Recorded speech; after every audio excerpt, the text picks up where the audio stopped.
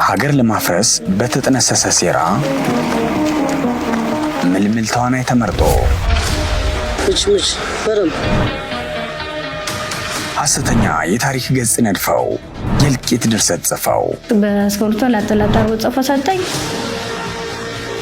ህዝብን ለማደናገር ሙያዊ ስነ ምግባራቸውን አሽቀንጥረው ጥለው የልቂት ነጋሪት ጎስመው ዳይሬክተሩና አዘጋጇ ማል ላይ እያቋረጡ ሐዘን ለኩሰው በእንባ ነግደው ሜት ውስጥ ገብቼ እንዳወራ የተቀባውት ነበረ 4 ቦታ ላይ ማለት ነው። ገና መጀመሪያ እየሳኩም ቢብያቸው ማለት ነው። የጥላቻን ሰይፍ ስለው በአብሮነት የተጋመዱ ህዝቦችን ደም ለማቃባት ወጥነው ከብርቱካን ተወዳጅተው እንዴ ሲወረውት ከፍ ብሎ ሄደ።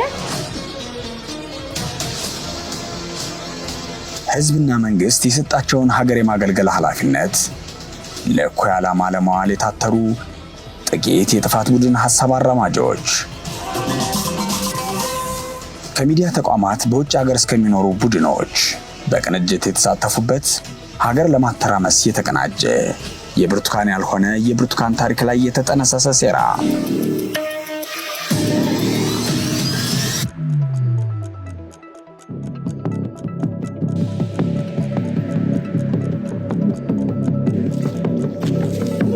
በሐሰት ተዘርቶ በሴራ ፖለቲካ ታጭዶ በጥላቻ ተፈጭቶ በእንባ ተቦክቶና የደም ማዕድ ሆኖ ከቀረበው ሐሰተኛ ፕሮግራም ከወራት አስቀድሞ በአዲስ አበባ አዲስ ከተማ ክፍለ ከተማ ወረዳ 14 የመንግስት መዋቅር ውስጥ የመሸጉ ሴረኞች በኢቢኤስ ቴሌቪዥን ጣቢያ ውስጥ የጋዜጠኝነትን ጭንብል አጥልቀው የሴራ ፖለቲካ የሚጎነጉኑ በውጭ ሀገራት የራሳቸውን የተደላደለ ህይወት የሚኖሩ የከሰሩ ፖለቲከኞች በራሳቸው የምቾት ሰገነት ተንፈላሰው ለህዝቡ የጦርነት ነጋሪት እየጎሰሙ በሀገር ቤት እልቂት ጠንሳሽ ግለሰቦችና ቡድኖችን ያቀፈ ለሴራ የተጠራራ ቡድን እርስ በርሳቸው በሚጋጩ ሐሰተኛ ትረካዎች በተደበቁና በተዘበራረቁ የፈጠራ ታሪኮች በሚካካዱ የሴራ ተዋናዮች ምግብ ያስፈልገኛል ምበላው መጣጣው የለም በተቀባቡ መረጃዎች ህዝብን አደናግሮ የቁጣ እሳት ለኩሶ በሀገርና በዜጎች የሞት ድግስ ደግሶ የፖለቲካ ትርፍ ለማግኘት ከአዲስ አበባ እስከ ካናዳ ከአሜሪካ እስከ ሐዋሳ የተዘረጋ ውጥን የሴራ መረብ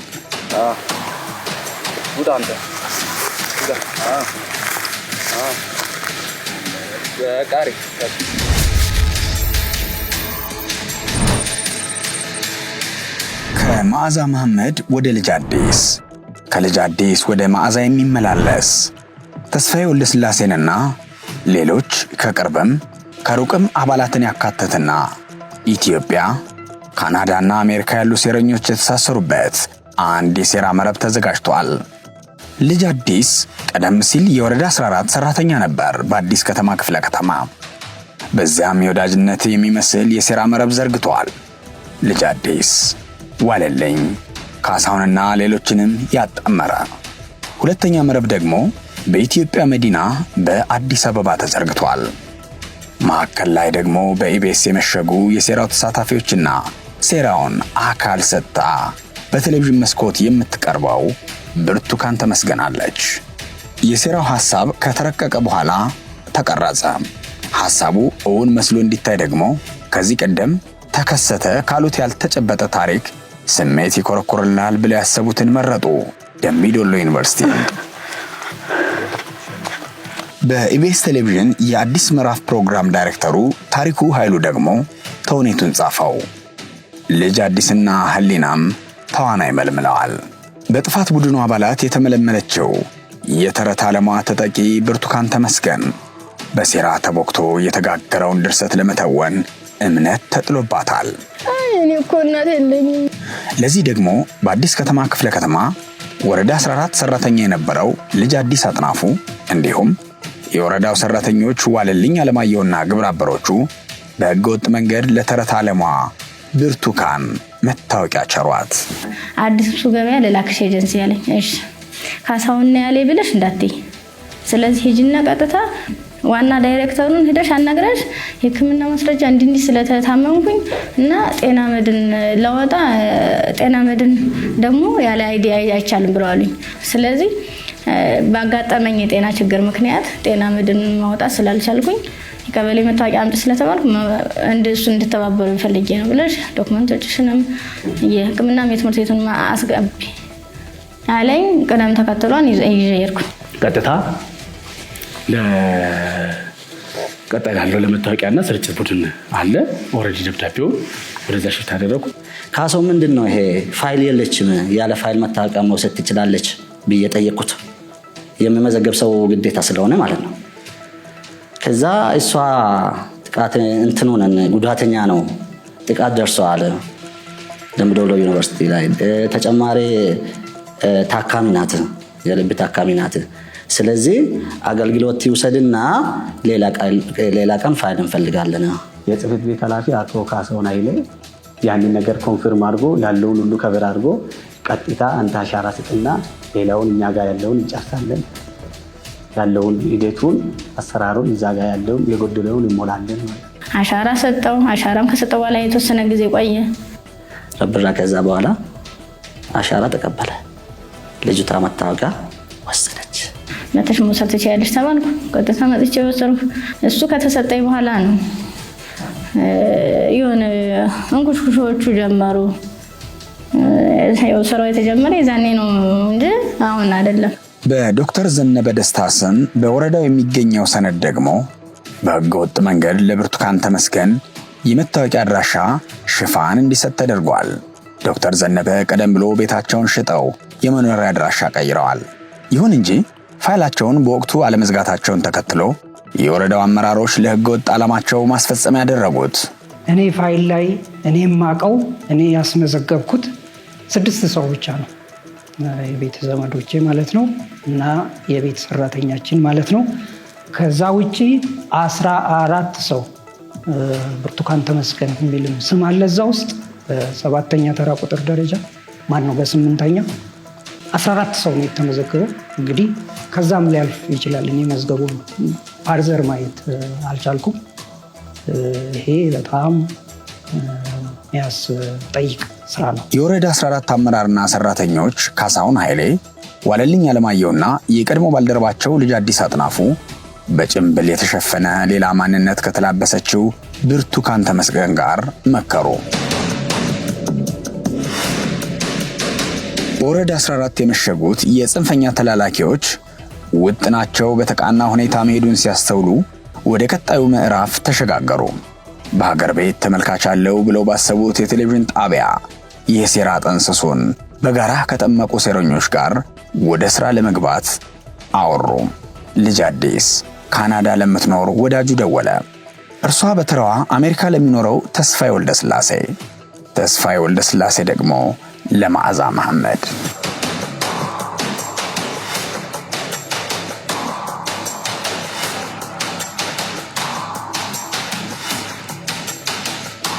ፍሬህይወት ማናጊ የምትባል ካናዳ የምትኖር አብራኝ የተማረች ልጅ በስልክ አገናኘኝ ብላ ታሪኳን ነገረቻት። በስልክ ተገናኙ ከነሱ ጋር። ሄሎ አወይ አንዴ ድሩት አቤት። ይኸውልሽ እንግዲህ ከአንድ ሰዓት በላይ ቀጥቅጬ ኦልሞስት 2 ሰዓት ሆኖ ስልክ አሁን ነቃች ከእንቅልፏ። ሰላም ነው? መድኃኒት ውጭ ስለነበረ ማስናሙ በዛ ረጅም ሰዓተኛው ሶሪ እንዴት ነሽ? እግዚአብሔር ይመስገን። ይቅርታ የኔ እናት። ጤናሽ እንዴት ነሽ? ደህና ነኝ እግዚአብሔር ይመስገን። አይዞሽ አሁን እንደ ስራ ባልደረባ ምን ነገርሽ ማለት ነው። ልጅ አዲስን አግኝተሽው ነበር? ከዛ በኋላ አላገኘሁትም። ትናንትና ታዲያ ነበር ስልክ ተገናኝተን ከዚያ እዚያው ላይ ተቋረጠ። ሌላም ስልክ እያወራሁ ነበር። አሁን ከማን ጋር ነሽ? አሁን ከእቴ ጋር። እሺ አገናኘች። እንዴት ነው? ማንነት ሰላም መዓዛ እባላለሁ። እንዴት ነሽ? አለሽ አይደል? ብርቱካን የሰማሽ ነውና ይሄ ነገር ከወጣ ዩኒቨርሲቲ ተማሪዎች ጉዳይ ከተነሳ በጣም ትልቅ ጥያቄ ያስነሳል። እንኳን አይደለም አሁን እንደምትለው ከነገሩ ጋር ምንም ግንኙነት የሌላት ነገር ሆኖ የእውነት የተባለውም ነገር ትክክል ቢሆን የመንግስትን ፖለቲካ በጣም ነው የሚያበላሸው። ቀላል ነገር አይደለም። ወደ ጎን ከዛ ወደዚህ ከዛ ወደፊት ሂጆ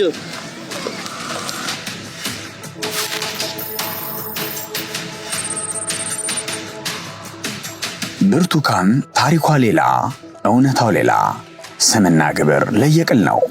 የጋዳዊ ኑሮዋ እውነታ እንዲህ ነው። ያለ ህይወት ነው የምኖረው። ዘና ብዬ ከዓመት አንዴ ነው እህል የማዘጋጀው። ሽሮ በርበሬም እንደዛው ዝንጥዬ ነው የምኖረው። እኔ ቡና ባንክ ነው የምሰራ። ኮልፌ አጠና ተራ ቅርንጫፍ የደንበኞች አገልግሎት መኮንን 3 የሚባል ፖዚሽን ነው ያለው። እንደዛው እኛን ማገለግል ባንኩ አሪፍ ይከፍለኛል። ለኔ ያንሰኛ አይደለም። ለቤተሰብ ማስተዳደር በሱ ነው። ስለዚህ የኢኮኖሚ ችግር እንደሌለ ሁሉም ያውቋል። ተከራይተን የምኖርበት ያውቋል። ደረጃ እንደምንኖር ችግር እንደሌለብን ያውቋል። ጥሩ ኑሮ እንደሆነ ነው የማውቀው። እሱ ሰርቶ ነው የሚገባው። ጋግራ ነው የምትበላው። ምንም ቤት ውስጥ የሚቸግራት ነገር የለም። ስለዚህ እንደዚህ አደባባይ የሚያስወጣ ችግር አልደረሰባትም።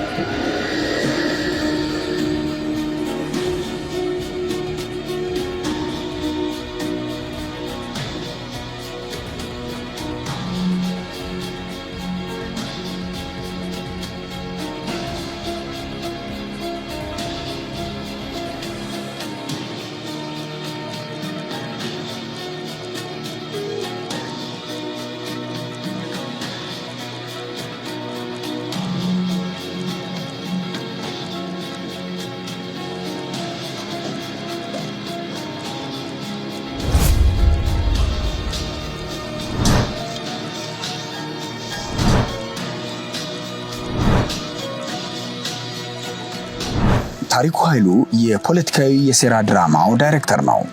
የታሪኩ ብርቱካን መልኳ ሌላ ነው። ዳይሬክተሯ ከጥፋት ቡድኑ የተሰጠውን ተልዕኮ የምትተውንበትን ቦታ አመሻሽቶ አስፈላጊ ድጋፍ ያደርጋል። ቤት እንደከራይ ያደረገ 7000 ብር በእጅ የሰጠ ታሪኩ ይባላል።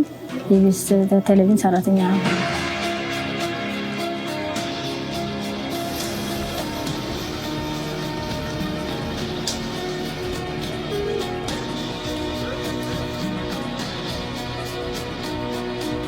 ከዚያም በአዲስ አበባ ከተማ ነፋሻማ ወደ ሆነው ፈረንሳይ ለጋሲዮን ሰፈር ጉራራ በተባለ ጫካ ውስጥ ወስደው ለዚሁ ስራ ቀድሞ በተመረጠችው ተዋናይ አማካይነት የደንቢዶሎ ጫካ በማስመሰል ቀረጻ ያከናውናሉ። ዛሬ 3 ሳምንት ምናምን አካባቢ በፊት ደወለልኝ። ቀረጻ አለ ለአዲስ ምዕራፍ አለኝ። እሺ አልኩት። ከስቱዲዮ ነው የወጣ ነው። ካሜራማንና ዳይሬክተሮች ታዝዤ ወደ ስራ ወጣን። በመሀል ላይ እየተደዋወለ ነበር እና ልጅ ይቀርበታል ይመስለኛል። ማን ነው? ታሪኩ ዳይሬክተሩ ማለት ነው። ከዛ ተደዋወለ። በጨረሻ ላይ በቃ እንሂድ ብሎን መንገድ ላይ ቆመን እየጠበቅነው ነበር። ሄደን እዛ ጉራራ የሚባለው ማለት ነው። ጉራራ ፈረንሳይ ሰፈር ይዛ ነበረ። ከዛ የመጡት 2 አንዱ ሹፌር፣ አንዱ ካሜራማን ከሱ ጋር አንድ ካስት እንደኔ ወንድ እና ደግሞ ራሱ ታሪኩ ማለት ነው መጡ። ከዛ ጫካ አለ ከኛ ወደ ላይ ወደ አንቆርጫ የሚሄጃ ጋር። ከዛ እዛ ጋር መኪናው ቆመ። ወረድን። በቃ ከዛ ዳይሬክት ሲያደርግ የነበረው ሩጭ ሲለኝ ትንሽ ሮጥኩኝ። እግሬ ጋር ሲቀረጽ ነበረ። ከዛ የሆነ ድንጋይ ጋር ቁጭ አልኩኝ። ተቀረጸ። በቃ በአጠቃላይ 20 ደቂቃ አልፈጀም ቀረጻ። ልክ እዛ እንደደረስን ካስት ይቀርበታል። ከዛ ላይ መጣና በሱ ቦታ ስራ ከሚበደል ይህን ነገር ሸፈነልኝ ምናምን ነገር አለ። እሺ አልኩትኝ። ታሪኩ ይባላል ማለት ነው። ከዛ በኋላ አስረዳኝ ያለውን ነገር። ልጅቷ እንደ ደፋሪ ሆነህ እንትን ትላለህ ምናምን ነገር አለኝ። እሺ አልኩት። ገባን ማለት ነው ጫካ። ልጅቷን ይዘን ሮጠን ወደዛ። ከዛ ወደዚህ መጣን። ከዛ በኋላ እዛ ጋር ቆሙ አለ። ቀበቷችሁን ፈቱ አለ። ቀበቶዬን ፈታሁ። ይሄ ነው የነበረው። በጫካ ውስጥ እያለች ለመደፈሯን እና በጫካ ውስጥ ብዙ የእግር ጉዞ እንዳደረገች እሷን ሲል ለመቅረጽ ከተዋናዮች ጋራ እዚህ በፈረንሳይ አካባቢ የሚገኘው በጉራራ ጫካ ነበር የመጣ ነው።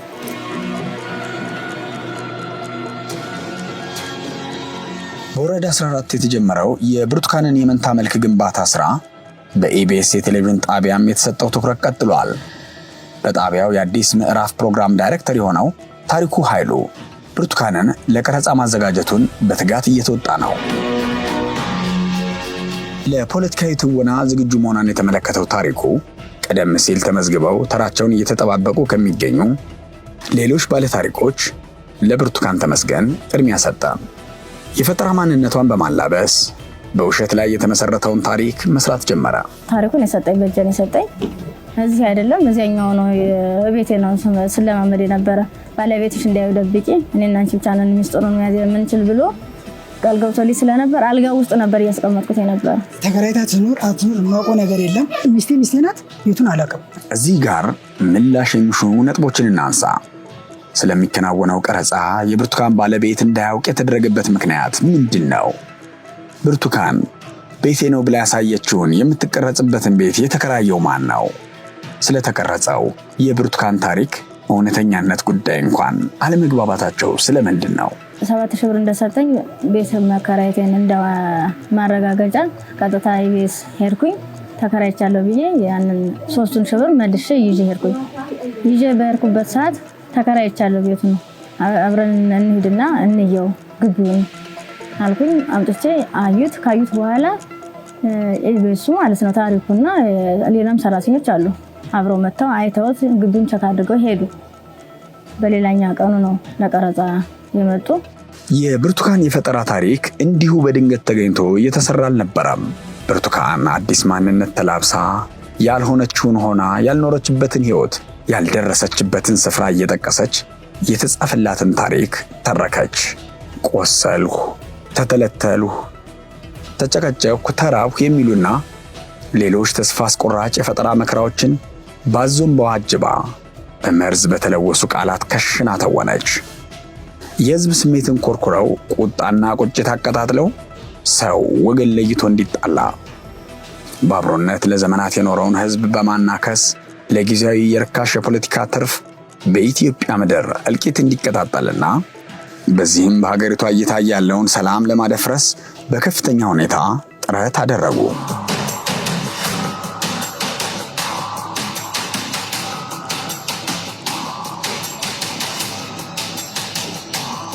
ለሴራ ታሪካቸው ጡዘት በሚል መዝግበው ያስቀመጡት የቅዠት ታሪክ መቸቱን በተንኮል ስለው አስቀምጠዋል። ብርቱካን ያልደረሰችበትን አካባቢ ደንቢ ዶሎን የመጥራቷ ምክንያት ሳይቀር በሴራ አባላቱ መካከል መግባባት አልተደረሰበትም።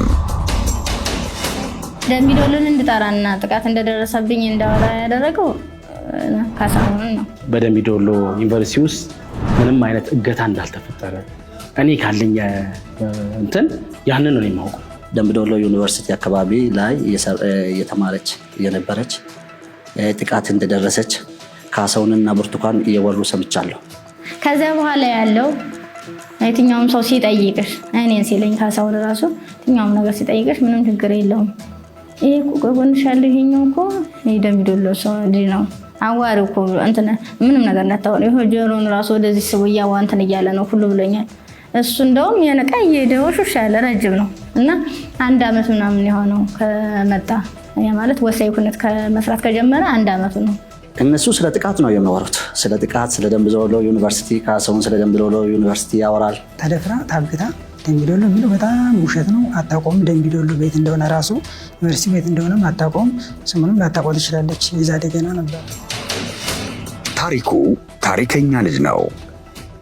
አዲስ ማንነት ጽፎ ለተመረጠችው የሴራ ፖለቲካ ተዋናይ ይስጣት እንጂ የሐሳቧ ምንጮች ርቀው በአውሮፓና አሜሪካ ከጀርባ መሽገዋል። የጥፋት ሐሳብ እየናጡ ቃላት እየመረጡ ፖለቲካቸውን እልቂት ላይ መትከል የሚሹ የሴራ ኃይሎች በእኩይ ተግባራቸው ተፈናጠዋል። ብርቱካን ነግሬሻለሁ ከዚህ በፊት ይሄ ታሪክ የአንቺ ታሪክ ብቻ አይደለም፣ የከሌ ታሪክ ብቻ አይደለም፣ የአማራ ሕዝብ ታሪክ ነው። እያንዳንዱ ቀድማ የነገረችሽ እንደዚህ እንደሰራች ታውቃለች። ኢቢኤስ ላይ ከቀረበች በኋላ ምንድን ነው ማታውቀው? እሺ ኢቢኤሶች መጥተው ቀርጸዋታል። እኔ በግልጽ ነው የምነግርሽ፣ እንደ እህት ነው የምነግርሽ። መደበቅ አለብሽ፣ መደበቅ አለባት። ይሄ ሚዲያ ላይ ከወጣ ሳይወጣ ነግሬያታለሁ። ሚዲያ ላይ ከወጣ መንግስት ይገልሻል ብያታለሁ። ይሄ የመንግስትን ትልቅ ፖለቲካ ነው የሚያበላሸው፣ ቀልድ አይደለም። ከኢትዮጵያ እስከ አሜሪካ የአሜሪካ መንግስት እኮ ያውቃል ይሄን ጉዳይ። ቀልድ መስሎሽ ነው? እግዚአብሔር ምስክሬ ነው። እኔ በልጄ ነው የምምለው። አሜሪካ መንግስት ድረስ አሳውቀናል እኮ እኛ። እቺ ልጅ በቃ እኮ ታችን የጋራ ታሪካችን ናት ብለን። ስሜ ብርቱካን ተመስገን እባላለሁ። ድራማ ነው ብሎ ያሰሩኝ የምትለው ብርቱካን ተመስገን ድራማ ላይ ትክክለኛ ስሟን የጠቀሰችበት ምክንያቱ እውነተኛ ታሪኬ ነው ብላን የቀረጽናት የሚሉት ታሪኩ ኃይሉና ረዳቱ ህሊና ታረቀኝ ደግሞ ብርቱካን ታሪኳን ስትነግራቸው በየመሃሉ እያስቆሙ የምትነግራቸውን ታሪክ እየጠረቡ ቃላት እየቀየሩ ስሜት የሚቦረብሩ ጥላቻ የሚቆሰቁሱ ጭካኔን የሚያገኑ ቃላት እንድትጠቀም ማድረጋቸው ለምን ይሆን የሚል ጥያቄ ያስነሳል። የድርሰቱን ዓላማና ግብ የሚገልጥ የሴራ ሰንሰለት እንድንመረምርም ይገፋናል።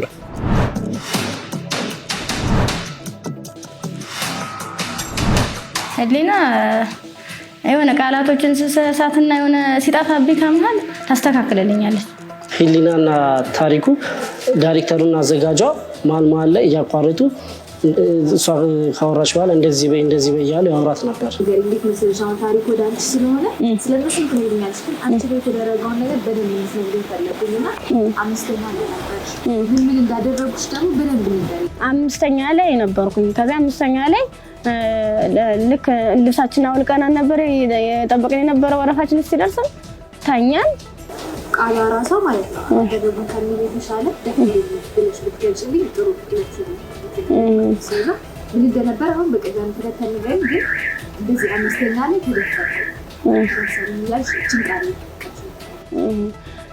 በዚያ ልክ መጀመሪያ አሳልፈውን ስለነበረ ሶስቶቹ አራቶቹ ተሄዱ በኋላ እኔ አምስተኛ ላይ ነበርኩ። በአምስተኛው ሰዓት ላይ ምንድነው ተኛለኝ። ምች በደምብ ሁለቱም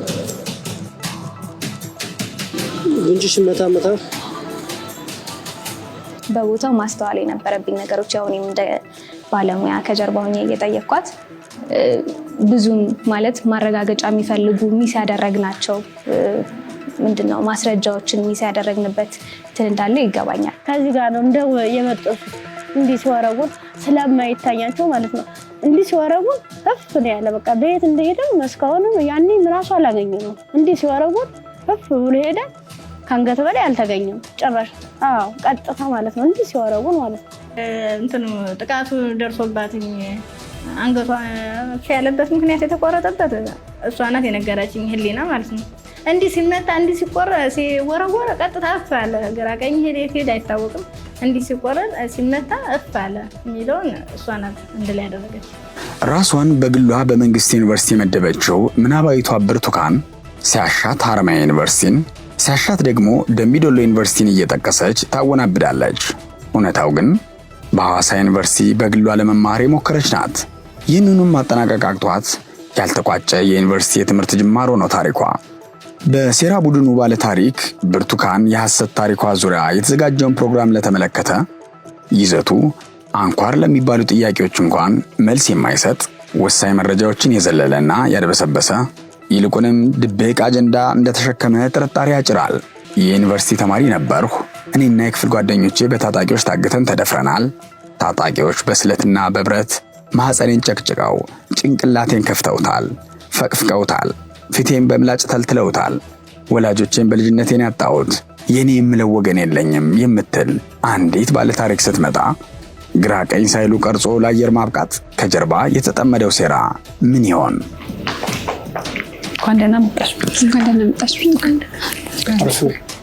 ማሳያ የሚሆኑ ጥያቄዎችን ለአዘጋጆቹ እስኪናንሳ። ምንም አይነት ማስረጃ የለንም ደምቢዶሎ እንደተማረች። ደምቢዶሎ ዩኒቨርሲቲ ስለመሆኗ ለማጣራ ሙከራ ያደርጋለሁ። ምንም አይነት መረጃ አላገኘውም። ኮንፊውዥን ከመፍጠር አንጻር ግን ልክ ነው። ይሄ ቶታሊ ኃላፊነት የጎደለው ተግባር ነው። ምክንያቱም ቢያንስ የኛ ተማሪ መሆኗን ከኛ መረጃ መውሰድ ነበረባቸው። እንዲህ አይነት ተማሪ ከእናንተ እንደነበረች እንዲህ ብላለች እና ምንድን ነው የምትሉት? ምን አለ ማለት ነበረባቸው። ስለመደፈሯ ፖሊስ ማስረጃ አላጣራውም። ስለመደፈሯ ምንም የሐኪም ማስረጃ አላገኘም። ከተፈቀፈቀች ጠባሳ መኖር ነበረበት። እዚህ ጋር ናት ላይ ከተፈረከሰች የተሰፋ ነገር መኖር ነበረበት። ለመሆኑ የፖሊስና የጤና ምርመራ መዝገቧስ ምን ያሳያል? በታካሚዋ ላይ ምንም አይነት የጭንቅላት ጉዳትም ሆነ ጠባሳ የለባትም ሲል በሪፖርቱ ላይ በጉልህ ይታያል። ሪፖርቱ ሲያጠቃልልም ፊቷም ጉንጮቿም ምንም አይነት ጉዳት ያልደረሰበት መሆኑን ያመለክታል። በብርቱካን ታሪክ ላይ ከተለመደው አሰራር ወጣ ያለብኝ ከዚህ በፊት አንድ ሴት ከተደፈረች ፖሊስ ጣቢያ ሄዳ ክስ ተጀምሮ አንዳንዴም ውሳኔ የተሰጠበት ታሪክ ይመጣል። የብርቱካን ተመስገን ግን ምንም አይነት የተጀመረ ክስ የለም። አንድ ባለ ታሪክ ጉዳት ደረሰብኝ ካለ ጉዳት የደረሰበት ቦታ ለምሳሌ አይን፣ ጆሮ፣ ራስ፣ የቁስል ለምጥ ካለ በካሜራ ተለይቶ ይቀረጻል። የብርቱካን ተመስገን ግን ጭንቅላቴን በቢላዋ ፈቅፍቀውኛል ትላለች። ጭንቅላቷ ግን አልተቀረጸም። ምንም ምስል የለም። ፊቴን ይሄንን እንትን በቢላዋ በምላጭ ነገር ተለተሉኝ ምናምን የምትለውን የሆነ ግንባሯ ላይ የሆነች ምልክት ነበረቻትና በቃ ከዛ ጋር ነው ሊንክ ያደረኩት። የሆነ ፊቷን ዞር ብዬ ሳይ የሆነ እዚህ ጋር ግንባሯ ጋር የሆነ ምልክት አለና ምናልባት እሱን ለመግለጽ ፈልጋ ነው ብዬ ነው ያሰብኩት። እዚህ ለሁለት ተሰንጥቆ ነው ለሁለት ተከፍሎ ነው የተባለው ማለት ነው። ይሄው ኖርማል ነው፣ ምንም ነገር የለም። ገባ በቢላም የተፈቅፍቅ ያለ የተባለው ይሄው ፊቴም ኖርማል ነው።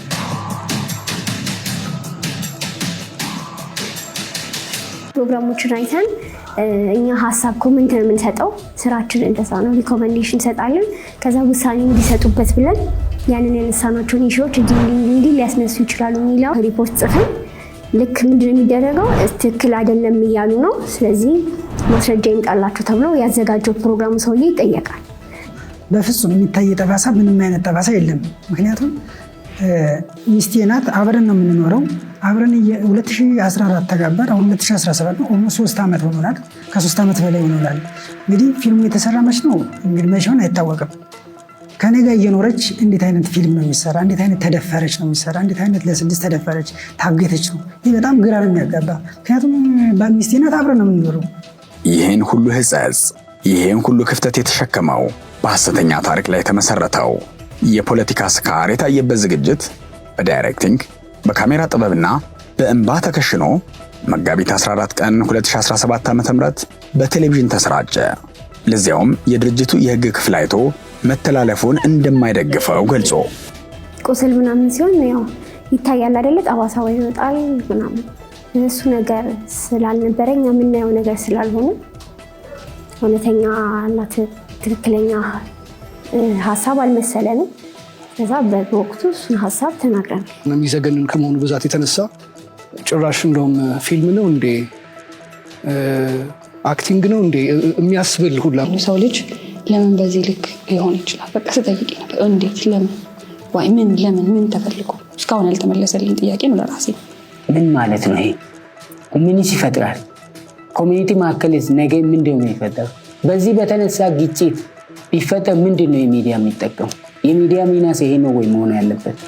ይሄ በጣም አስደንጋጭ አስጠሊታ የምልበት ምክንያት የሰው ልጅ በዚህ ልክ አንድን ጥቅም ለማግኘት በዛ ርቀት ብዙ ሰዎችን በዛው እየጎዳ ዋጋ እያስከፈለ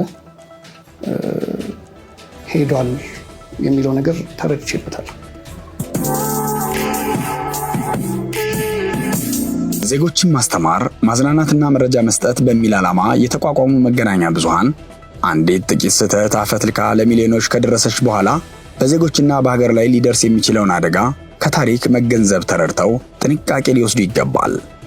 በድህረ እውነት ዘመን ሳያጣሩ መረጃዎችን መቀበል የሚያስከፍለው ዋጋ ብዙ በመሆኑ መጠንቀቁ የግድ ይላል። የብርቱካን ያልሆነው የብርቱካን ታሪክ በቴሌቪዥን መሰራጨቱን ተከትሎ ከተለያዩ አቅጣጫዎች የገንዘብ ድጋፍ ጎረፈላት። የንግድ ባንክ አካውንቷን በ2 ቀናት ጊዜ ውስጥ ብቻ 3 ሚሊዮን በላይ ገንዘብ ገቢ ሆነለት። በሌላ በኩል ደግሞ የማህበራዊ ሚዲያ ገጾችን ትኩረት እንዲስብና ነውጥ እንዲጎትት ታስቦ ጉዳዩን ማራገብ ተጀመረ። ከሴራው ጋር የተነካኩና የቴሌቪዥን ፕሮግራሙን መተላለፍ በጉጉት ሲጠብቁ የነበሩ የጥፋት ቡድኑ አባላት፣ የፖለቲካ ወንብድናው ባለቤት የሆኑ ሴረኞች፣ የኢትዮጵያ ታሪካዊ ጠላቶች፣ የማህበራዊ ሚዲያው ተዋናዮች ብዙዎቹ ዝግጅቱ በተላለፈበት ቅጽበት ያራግቡት ጀመር። ባይሳካላቸውም አመጽ እንዲነሳ ህዝቡም ተቆጥቶ አደባባይ እንዲወጣ ጎተጎቱ። ሚዲያ ላይ ተለቆ ሳየው አረ ብርቱካን የምትባለው እንደዚህ አየኋት እሷ ነች አይደለችም ነው ያለኝ። አሁን እቺ ነግሬ ነበር እንድትታገዝ ነግሬ የነበረችው ግለሰብ እሷ ነች በስልክ ነው እሱን ያወራን።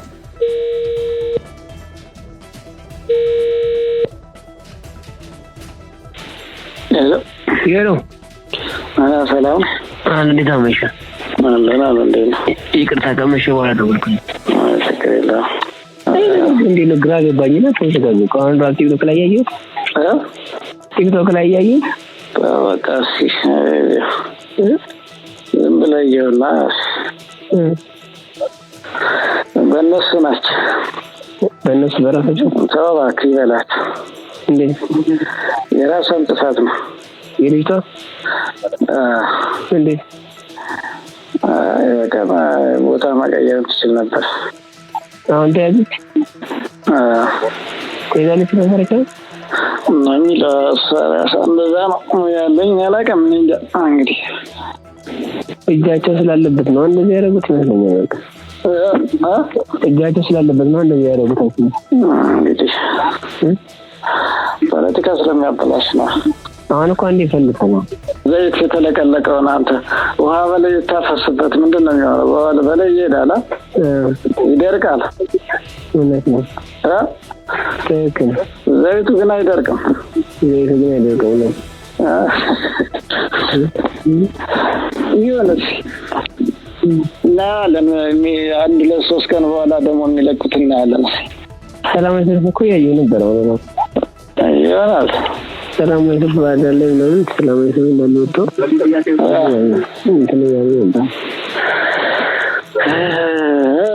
ተው።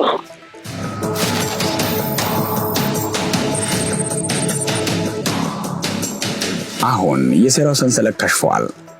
እንዴት ነው የሚሻለው? ከዚህ ሁሉ አዘቅት የማወጣበት በምን አይነት ሁኔታ ነው? አሁን እኮ በዚህ በታምር አሁን እኔ እንደ እናት ስላየሁት ጨናቂ ጭንቀቴን ሁሉን አጋሬ ስለሆንሽ ነው ይህንን ምስጢሩን የምንል እውነታውን ማለት ነው። ለባለቤቴ ግን ይህን ሁሉ ታሪክ አላወራሁት። ምክንያቱም እሱም ባዳ ስለሆነ ነገ ወዲያ ምን እንደሚፈጠር ስለማለው ትክክለኛውን ማውራት አልፈለኩም። የተበላሸ ፖለቲካ ነው። ጊዜው እስኪወጣ ድረስ ድምጿን አጥፍታ የምትደበቅበትን መንገድ አዘጋጁ፣ እናዘጋጅልሽ እንችላለን። አንደኛ እኛ ፖለቲካውን እንረዳለን፣ የመንግስት ኢንተረስትም ይገባናል። ልጅቱን ማዳን የፈለግነው ልክ ተነጋገርና አዲስ አበባ ያሉ ልጆች የሚያወሯት ነበሩ። ዶርም ተቀይር ተባለ። የስጋት ይኖራል ብለን ስላሰብን ለሷም ቀጣይ ጥቃት ይደርስበታል ሚስጥር ስለምታወጣ ማን እንደሆነ ጥቃት ይደርስባታል ከማለት ሳቢ ነው ኖርማሊ እንትን ያልነው ማለት ነው። ያልፈለኩት ምንድነው ያልኩሽ ብርቱካን፣ ፊቷ ነው የምነግርሽ። ስልክሽን አጥፊ። ገና ይሄ ነገር የወጣ ደቂቃ ላይ እኔ ልደብቅሽ አላልኩሽም? ወደ ደብረ ብርሃን ልላክሽ፣ ምንም ነገር አያስፈልግሽም። ያለሽበት ገንዘብ አላክልልሽም። ተልኮላታል ገንዘብ ብዙ ብር አይደለም 5000 ብር ሰው አመጥቶ እንዲያቀብላት። ከዛ በኋላ 5000 ብር ሰው መጥቶ አቀብሏታል። ተስፋዬ ወልደ ስላሴ የሚባል አማራ ብዙሃን መገናኛ ድርጅት አብረን ስንሰራ የማውቀው ከ10 ዓመት በፊት ማለት ነው። አሜሪካን ሀገር የሚኖር የቀድሞ ባልደረባ ያለ እሱ ደውሎልኝ የተወሰነ ፍራንክ ልላክልህና እሱ እንድታደርስልኝ ፈልጌ ነበረ አለኝ። ከኔ አካውንት ስሙን አላስታውሰውም። ተስፋዬን ያውቀዋለሁ። አካውንት ላከልኝ፣ በቴሌብር ልኬለታለሁ ብዬ ላኩለት። ገንዘብ ላከልኝ። ገንዘብ ተላከልኝ። ትንሽ ቆይቶ ደወለና ደረሰ ወይ አለኝ። አዎ ደርሶኛል አልኩት። እሺ የምትገኝበትን ስልክ ላክልህ፣ ደውልና ያለችበት አቀብላት አለኝ። ስልክ ላከልኝ።